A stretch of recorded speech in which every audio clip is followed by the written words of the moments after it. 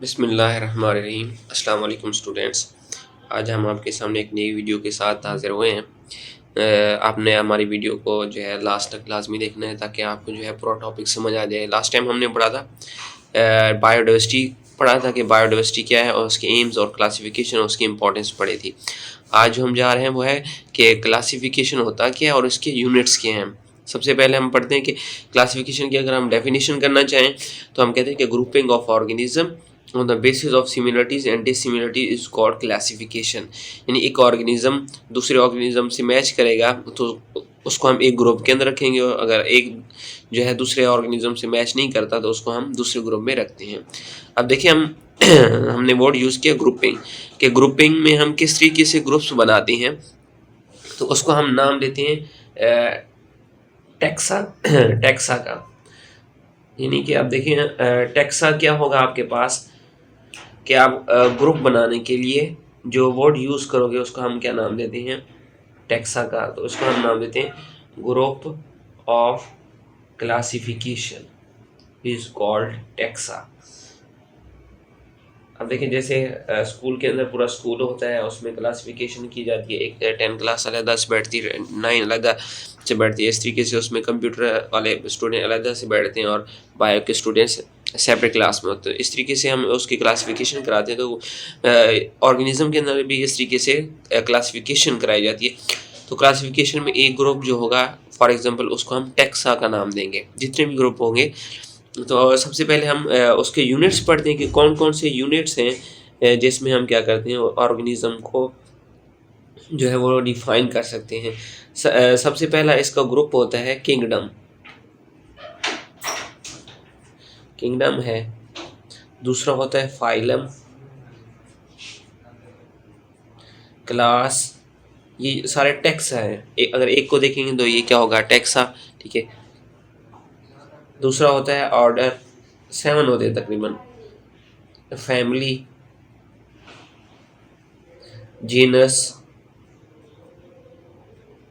और last one होता है स्पीशीज। ठीक है। ये हमारे पास क्या है, 4 to 5 ग्रुप्स ऐसे हैं, सॉरी 7 हैं, जिसको हम टेक्सा का नाम देंगे कि एक एक यूनिट। आप देखें सिर्फ फाइलम को देख लेंगे तो आपके पास क्या आ जाएगा, टेक्सा आ जाएगा। इस तरीके से क्या की जाती है, ऑर्गेनिज्म की क्लासिफिकेशन की जाती है। लेकिन हम स्टडी कहाँ से करते हैं इसको, downward, from downward to upward. ठीक है। अब देखिए जैसे आप स्पीशीज़ की डेफिनेशन करना चाहें तो स्पीशीज़ को जो है हम किस तरीके से जो है डिफाइन करेंगे। अब देखिए किसी भी जनरेशन का 1% जो होगा क्या होगा, उसको हम नाम देंगे स्पीशीज़ का। जैसे सिर्फ ऑल ह्यूमन को देखें, ऑल ह्यूमन बीइंग को, अगर हम उसमें से सिर्फ एक ह्यूमन को स्टडी कर लेंगे तो बाकी के बारे में हमें गैस हो जाएगा कि किस तरीके से है।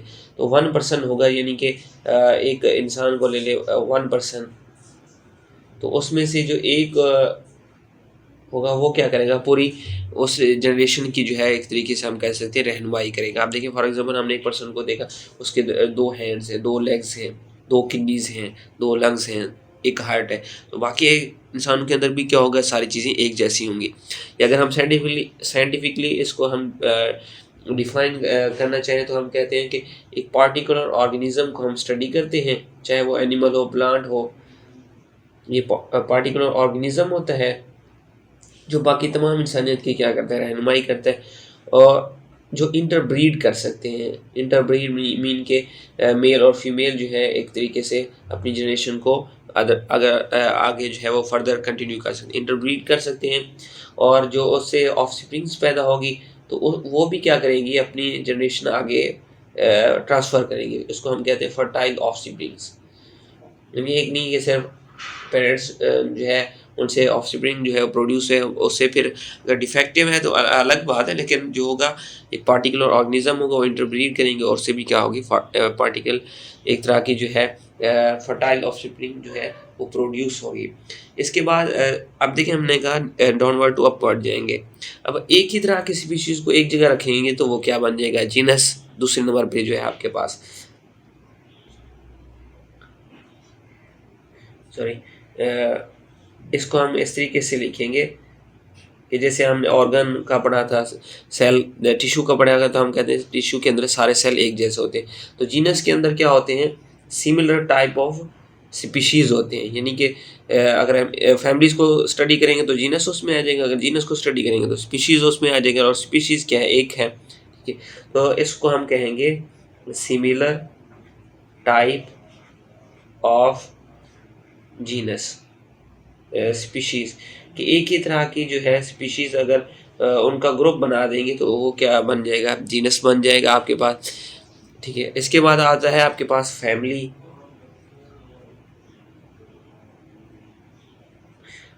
फैमिली में क्या आएगा, हम कहेंगे कि सिमिलर टाइप ऑफ जीनस। अगर आप एक तरीके से इसकी सीक्वेंस याद कर लेते हैं कि कौन सा पहले आता है कौन सा बाद में आता है, किंगडम फाइलम, इस तरीके से, तो आपको ये लिखना आसान होगा। हम कहते हैं कि similar type of genus is called family.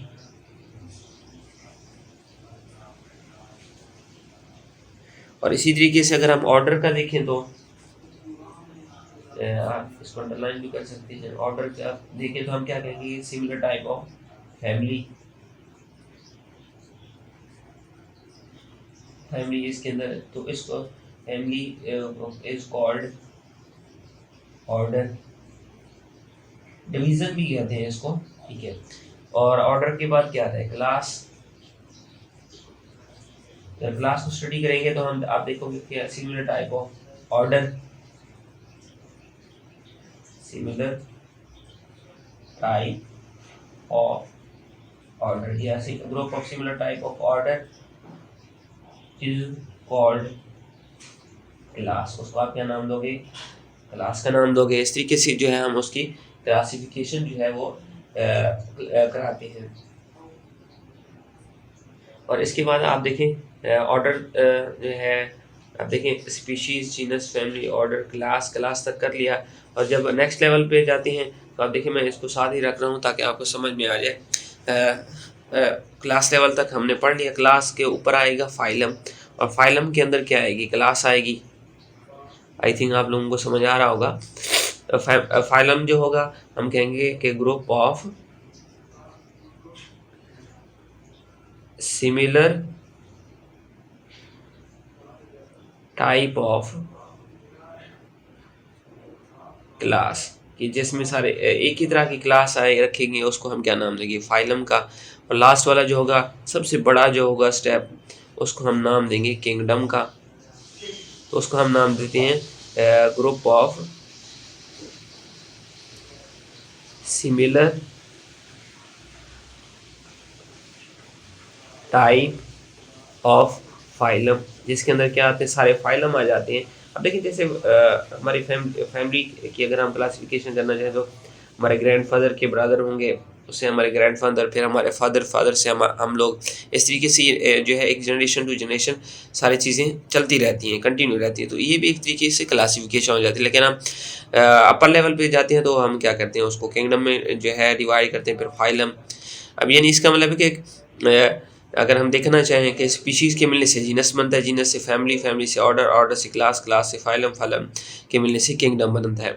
या अगर रिवर्स तरीके से देखना चाहें, नीचे की तरफ आए तो कैसे इसको हम करेंगे, हम कहेंगे कि किंगडम जो है वो फाइलम से मिलके बनता है, फाइलम क्लास से, ऑर्डर फैमिली से, फैमिली जो है जीनस से मिलके बनता है, और जीनस के अंदर क्या होती हैं, एक तरह की स्पीशीज़ होती हैं।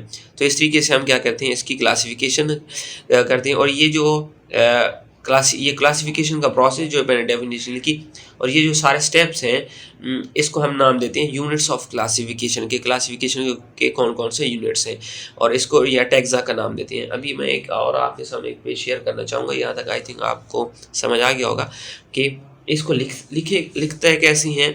इसको हम लिखते हैं इस तरीके से, kingdom, phylum, class, order, family, genus, species. थोड़ा जो है टेढ़ा करके हम लिखते हैं, जैसे आपके पास इसको हम कहते हैं लेडर शेप, यानी सीढ़ी की तरह इसको लिखते हैं।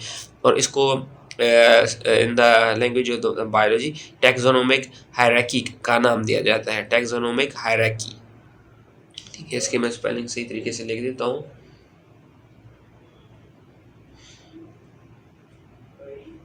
टैक्सोनोमिक हायरार्की का नाम दिया जाता है। इस तरीके से हम क्या करते हैं, टेंडरमेंट में इसको लिखते हैं। या अगर हम फिर इस तरीके से लिखना चाहें तो आप देखें ऊपर से जैसे हम सीढ़ियाँ उतरते हैं तो ये भी आपको ऐसे दिखेगा। तो आपने यहाँ तक हमारे वीडियो को जो है देखना है, आई थिंक आपको समझ भी आ गया होगा। तो हमारे चैनल को सब्सक्राइब भी करना है, आगे भी शेयर करना है। Thank you very much.